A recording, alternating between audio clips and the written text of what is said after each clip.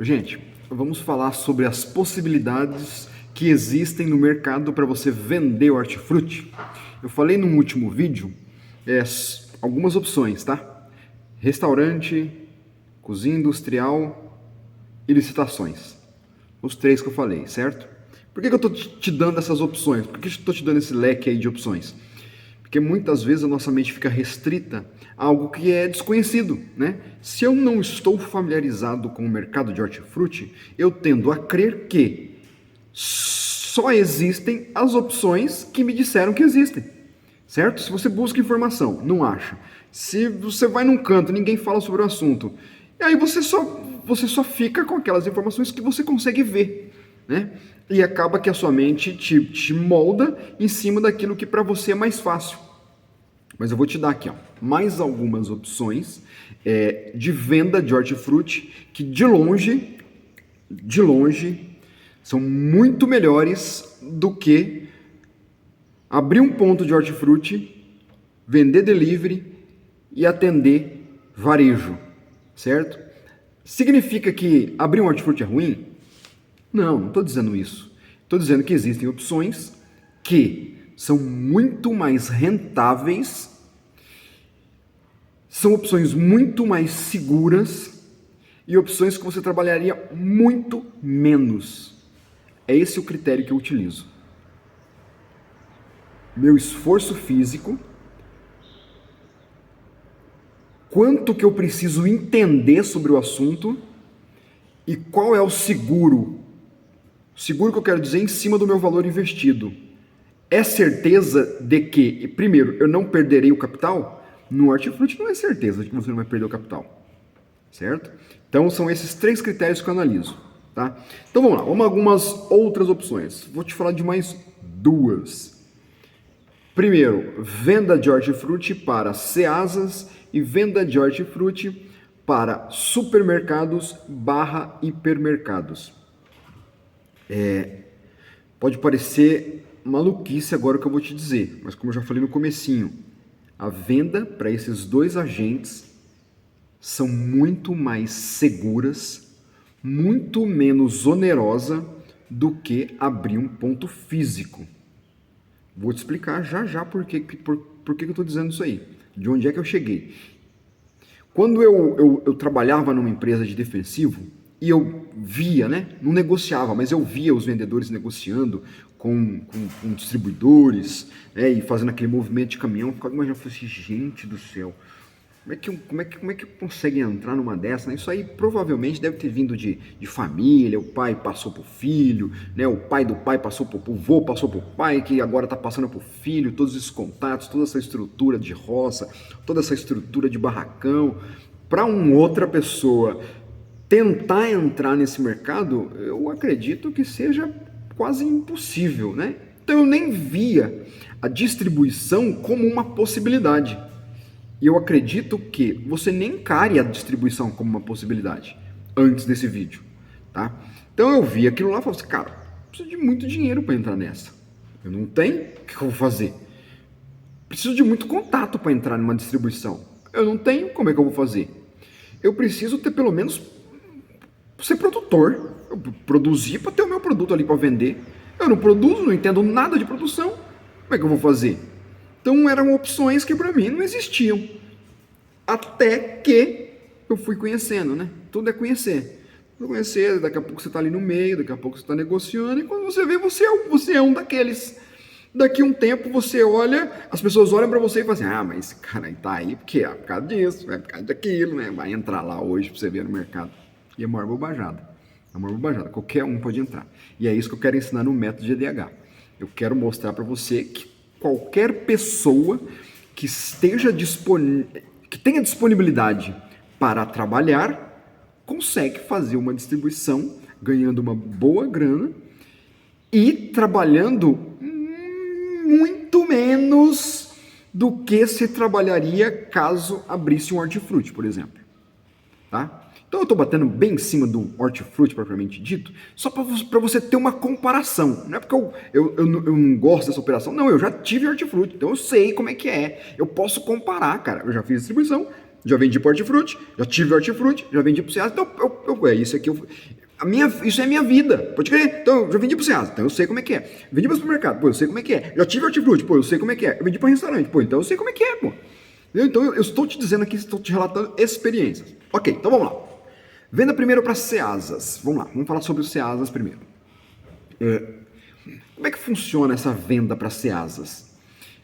O ideal é que você tenha o produto, obviamente, né?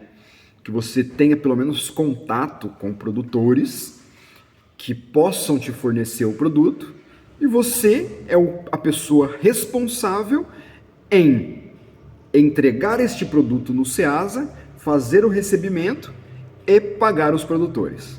Basicamente, o seu trabalho vai ser esse, né? Vamos imaginar que você não é aquela pessoa que vai pegar o produto dos produtores, vai você mesmo para o Ceasa, chegar lá no Ceasa, vai entrar, vai pegar uma pedra e vai ficar lá vendendo, propriamente dito, você mesmo fazendo a venda. Não, vamos partir para esse ponto não. Vamos imaginar que você pegue do produtor aqui, arrume um cliente dentro do Ceasa, ou pode ser box, lojas, ou pode ser os próprios produtores, leve este produto do produtor para estas pessoas irão revender este produto, tirarão uma comissão, te manda o dinheiro. Aí o restante do dinheiro você também tira uma comissão para você, paga o frete que levou essa mercadoria até lá e o restante é dos produtores. Aí alguém pode dizer assim, pô, Mauri, mas tem tanta gordura para ir tirando assim, né? Paguei comissão para o cara que vendeu, tirei sua comissão, tirei frete, o que sobra para o produtor? Bem, aí que tá. Tudo vai depender da negociação que você tem na roça, tá? Tudo vai depender disso. O produtor, obviamente, ele não vai te entregar um produto você pagando mais barato do que ele receberia em qualquer outro lugar, tá? Não tem por que ele fazer isso, certo? Então, quando você for escolher um local para mandar o produto deste produtor, você precisa ter uma noção de qual é o preço que está sendo pago, tá? O produtor também entende que algumas vezes ele pode receber menos, mas outras vezes ele pode receber mais. Ou seja, fazendo uma média, o valor que você paga, que sobra para ele, tem que ser algo parecido com o que está girando nos Ceasas próximo a ele, de onde ele tem referência de preço. Consegue entender o raciocínio? Imagina que eu sou produtor, tá? Eu sou produtor. E aí eu produzi lá, uma marcha que eu produzo brócolis. Eu plantei 1000 cabeças de brócolis. Cara, quando essas 1000 cabeças chegam, eu preciso tirar.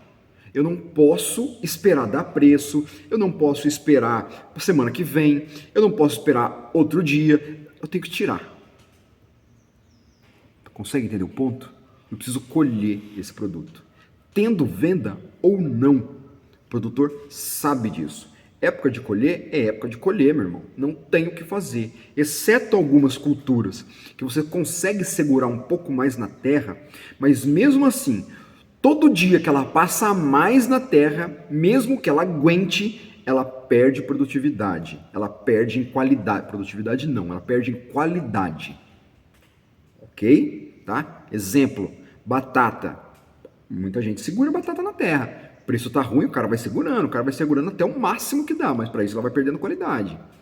Certo? Não se engane achando que ela vai ser o mesmo produto, porque não é o mesmo produto mais. Tá? Tem o tempo certo de se arrancar. Então, arrancou, vendeu. Se você colheu, você tem que vender.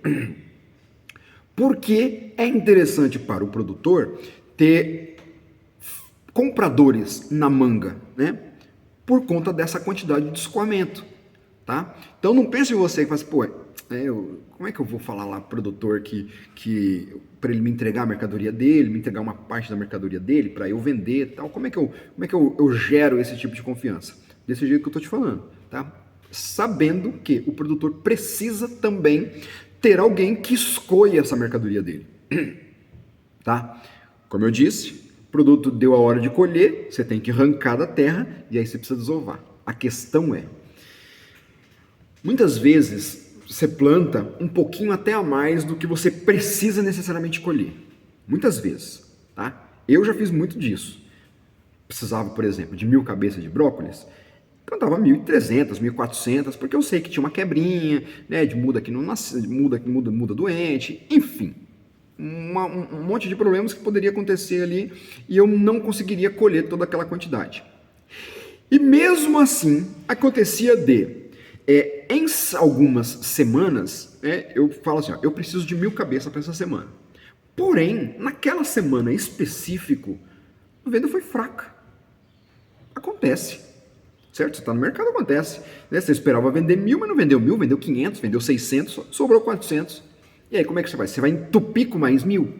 Naquele mesmo local? Você não faz isso. E aí é onde o comprador vira para o produtor e fala assim, ô meu amigo, essa semana estava custando. Imagina só, você indo na roça e pegando sempre 1.000 cabeças, 1.000 cabeças, 1.000 cabeças, 1.000 cabeças de brócolis, 1.000 cabeças de brócolis, 1.000 cabeças de brócolis. Aí numa bela semana você vai e fala assim, cara, eu não quero 1.000 hoje não, eu quero só 400. O que o produtor vai fazer com as outras 600? Já colher, já está ali para ponto de colher, o que ele faz com ela? Não tem o que fazer, pô. Ou ele descarta, joga fora esse produto, ou ele tem outros compradores onde ele pode oferecer. Certo? Então, para o produtor, é muito interessante ele ter outras pessoas que mandem o mesmo produto para mercados diferentes. Tá? Então, eu tenho um comprador que manda para um lugar, eu tenho outro comprador que manda para outro lugar, e aí, no frangir dos ovos, serão preços diferentes que eu receberei, mas ok, porque eu fico resguardado no risco de sair com toda a minha quantidade. Tá? Então, quando eu falo para você ir para a roça, começar a negociar, começar a entender como é que funciona a produção, começar a se inteirar sobre os assuntos que permeiam a negociação de um produto na roça. Pode ir que é quente. Tá? O produtor ele precisa desse escoamento da produção, certo? Então, por isso que você vê, às vezes, se você morar numa zona de roça, uma zona rural, você vê um monte de caminhão, um monte de carro rodando, pegando, às vezes perguntando, onde é que planta, onde é que tem conhece algum produtor aí que planta determinado produto e tal. Você vê muita gente atrás, porque tem mercado para esse tipo de negociação. Tem muito mercado para esse tipo de negociação. Tá? Se você morar numa zona, uma zona agrícola, uma região que seja forte em produção, seja qual for a cultura, sempre terão produtores dispostos a entregar seu produto, certo? Mediante um pagamento que ele ainda não sabe exatamente qual é o valor. Vou te explicar o que eu quis dizer com isso. Quando você manda o seu produto para o Ceasa, você não é por um preço fechado, sacou? Você não pega minha cabeça de brócolis aqui, dizendo para mim assim, ô Mauri, vou pegar essas 1.000 tu aí, né? Vou te pagar R$2, tá bom? Você não fala isso para mim, sabe por quê? Porque você não sabe quanto é que você vai vender essa cabeça. Você pode vender por 2, você pode vender por 3, você pode vender por 6, você pode vender por 4, você pode vender por 1. Então você não sabe. E eu, enquanto produtor, sei que você não sabe, principalmente se você for mandar para o Ceasa. Tá? Você não sabe por quanto venderá este produto. Tá? Então, recomendo, rode roça, entenda como é que funciona a negociação do Ceasa, só para não perder o raciocínio, eu estava falando sobre o preço, né? Então, quando você manda para o Ceasa, eles não fecham o preço com você. Não fecha. Então, você vai mandar para lá essas 1.000 cabeças, e aí a galera vai tentar vender, óbvio, né? Eu vendendo ali, tal. Passado a hora de venda, tipo assim, lá para as 10, se o Ceasa for aquele Ceasa que funciona no período da manhã, passado 10, 11 horas, ele já tem o preço para te passar, certo? Então aí ele vai te falar, ó, vendi tudo aqui a R$2, certo? Tiro aí minha comissão, imagina que seja 50 centavos, você vai tirar 50 centavos de frete, enfim, 50 centavos para você e devolver os 50 centavos pro produtor. Estou fazendo a conta bem a grosso modo, mas é mais ou menos isso, tá? Ó, vendia tanto aqui, vendia R$5, tirei 50 centavos, tirei 50 centavos do frete, tirei 50 centavos meu, devolvi o restante pro produtor. É assim, tá? E o produtor sabe disso. Ou seja, o que é que eu quero dizer? Existe essa possibilidade de negociação que no momento, para quem está de fora, pode parecer algo, cara, isso é algo que não é para mim.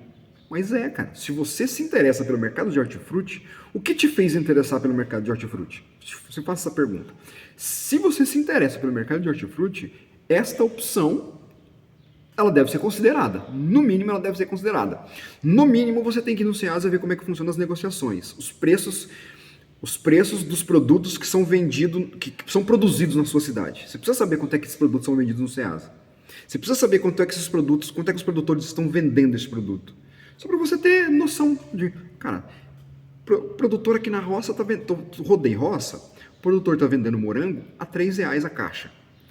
Rodei aqui no Ceasa, onde eu estou querendo levar, cara, os caras estão pagando 6 conto. Conversei com um cara que tem caminhão, ele me cobra 50 centavos por caixa. Pô, tem pega aí, hein? É esse tipo de análise que eu quero que você faça. Antes de você fechar seus ouvidos para esse tipo de conteúdo, quero que você faça esse tipo de análise. Tá? Que você vai ver que tem muito pega aí. Muita pega, muita coisa boa, certo? E não é tão trabalhoso como se faz parecer ser. Sacou? Não é tão trabalhoso assim, tá? Tudo bem. Esta é a opção de Ceasa de uma forma bem resumida. Opção de supermercados e hipermercados. Vamos falar só supermercados, tá? Mas quando eu falo super, entenda hiper também. Essa de longe é a melhor opção. A melhor opção para mim, tá? Antes de você me perguntar qual que é a melhor opção, supermercado. Essa é a melhor opção, inclusive do primeiro vídeo, onde eu falo sobre restaurante, cozinha industrial e licitação. Se bem que licitação é boa pra caramba também. Mas ainda vou ficar com o supermercado, certo? Porque é uma coisa bem garantida e não que licitação não seja, mas eu vou ficar com o supermercado, tá? Então vamos lá. Como é que funciona? No mesmo esquema do Ceasa, você possivelmente pensaria que como é que eu vou entregar num supermercado, cara? O que eu tenho? Eu não tenho nada. Eu não tenho nada. Eu não tenho produto, eu não tenho contato, eu não tenho estrutura, eu não tenho barracão, eu não tenho caminhão, eu não tenho dinheiro. Você não precisa de nada disso. Primeiro ponto. Você não precisa de nada disso, tá? Vou te falar o que você precisa. Você precisa, além do método GDH, que vai te ensinar exatamente como é que você vai entrar no mercado, tá? Como é que você vai comprar um produto e como é que você vai diferenciar esse produto para que esse produto seja aceito no supermercado. O que você precisa é ir num hortifruti de supermercado e entender do que esse cara está precisando. Uma coisa que assusta muita gente. Às vezes você vai num atacarejo, num supermercado muito grande, e aí você vê aquela área de venda gigantesca, e aí você fala assim, cara, como é que eu vou entrar aí? Como é que eu vou entrar nesse lugar? Não tenho nada para entrar nesse lugar. Os caras não precisam de nada, tá aí, ó. Bandeira tem mais de 100 lojas, como é que eu, pobre coitado, vou entrar nesse lugar? Gente, entenda o seguinte, quanto maior a loja, quanto maior a rede, acredite nisso que eu vou te dizer, maior também é a dificuldade que esse pessoal tem de encontrar mercadoria com qualidade, com consistência, com preço justo. Mais dificuldade, cara. Uma coisa é você chegar lá e comprar um caminhão de tomate. Outra coisa é você comprar 10 caminhões padronizados. Como é que você compra isso? Cara, você tem que ter uma malha de fornecimento muito grande. Porque você não pode depender de um fornecedor só, em hipótese alguma. Você tem que ter um monte de fornecedor ali que te supra a necessidade. Porque quando um falha, o outro te atende e você consegue suprir. O que você não pode fazer é deixar a sua área de venda vazia. Isso é o fato. Você não pode, porque cada espaço, metro quadrado do supermercado é contado e vale muito dinheiro. Então eles sabem disso. O supermercado sabe disso, o comprador sabe disso. Mas você não sabe. Você que está de fora não sabe. E o comprador também não deixa transparecer de que ele está sendo acuado para manter a área de venda o mais apresentável possível. Ele também não deixa transparecer isso aí. Quando você vai fazer uma negociação com o comprador, é como se ele tivesse por cima da carne seca. Onde, na verdade, vocês estão mais ou menos em pé de igualdade.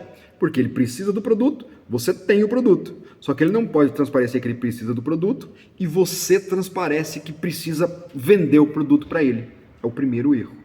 Você não precisa vender nada para ele. Você precisa convencer ele de que o seu produto se vende sozinho. E não vende para ele, vende para os clientes dele. Esse é o primeiro ponto. Primeira mudança de chave, sacou? Então qual é o estudo que a gente costuma fazer? É o seguinte, né? Sabendo disso, de que super, hiper, rede grande, atacarejo, 1000 lojas, tem 1000 lojas. Cara, eles têm 1000 problemas, certo? Para abastecer essas benditas lojas, tá? Então, o que muitas grandes lojas fazem? Os caras montam uma loja, uma estrutura dentro dos Ceasas, ou bem próximos ali, tá? Às vezes não consegue dentro, mas no redor do Ceasa, montam um centro de distribuição, certo? E aí todo dia cedo tem lá um comprador dessa rede lá dentro do Ceasa, todo dia cedo, né? Comprando e os caras entregando dentro do CD. Como é que como é que funciona a estrutura? Os caras mandando para dentro do CD. Do CD aí eles têm lá uma estrutura onde sai dividindo o pedido, né? As lojas passaram o pedido no dia anterior, ele tá lá, essa turma separando o pedido e o caminhãozinho saindo o mais rápido possível para as lojas, certo? Imagina qual é o custo de se manter um CD gigantesco só para divisão de hortifruti.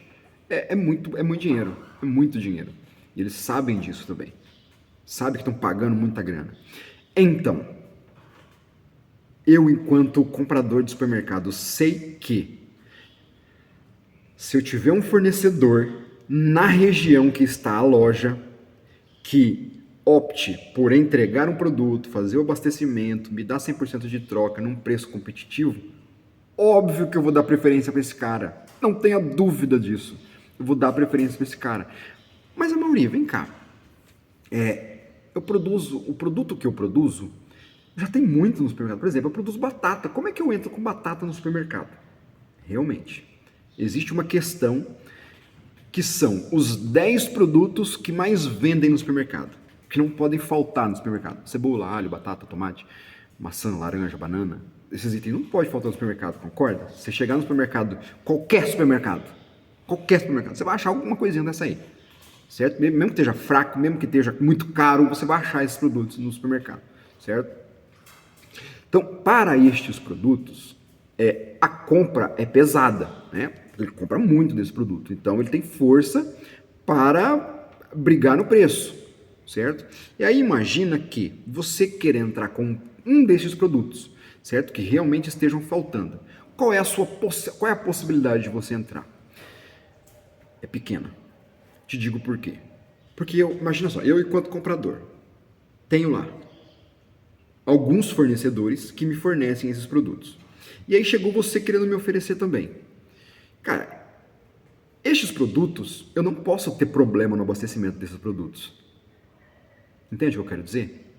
Mais uma pessoa me entregando mais do mesmo fará com que, primeiro, eu tenha problema em organizar essa troca. Como é que eu separo batata de batata, né? Quando eu for controlar uma quebra. Como é que eu sei a batata que veio de fulano e a batata que veio de ciclano? É difícil.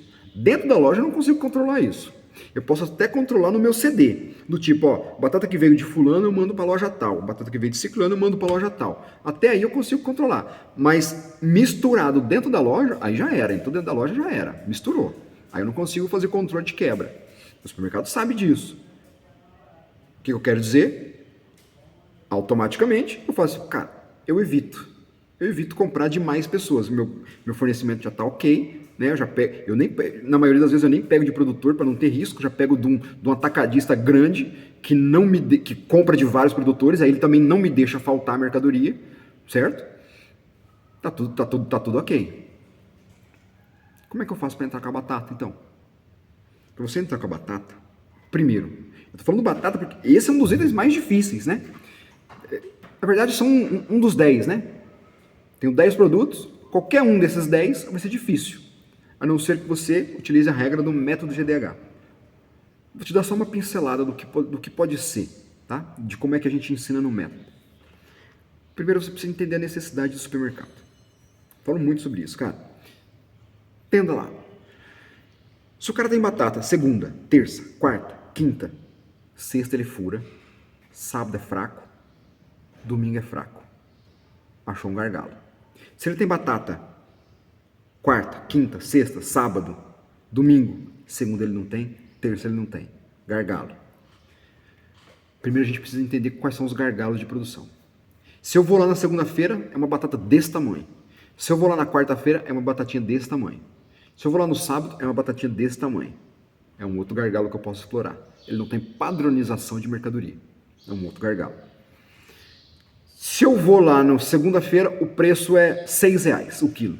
Se eu vou lá na quarta-feira, o preço é R$9. Se eu vou lá no sábado, o preço é R$12. Outro gargalo. Ele está comprando de várias pessoas diferentes e não está conseguindo padronização no preço também. Outro gargalo. Se eu vou lá para comprar batata e eu só tenho a batata lavada e uma batata para fritura, outro gargalo. Faltou uma batata bolinha, faltou uma batata suja, uma batata só escovada. É uma outra possibilidade, né? Onde eu posso entrar. Quando eu digo possibilidade, são portas, leia, portas de entradas, tá? Beleza, tem essa possibilidade também. Se eu vou lá comprar do Ceasa, no supermercado, e só tenho no granel, só tenho na banca, não tenho redinha, não tenho redinha de 1 quilo, não tenho redinha de 3 quilos, não tenho redinha de meio quilo, é uma outra entrada. O que eu quero dizer com isso? Sempre existirão portas de entrada para o produto que você está querendo vender.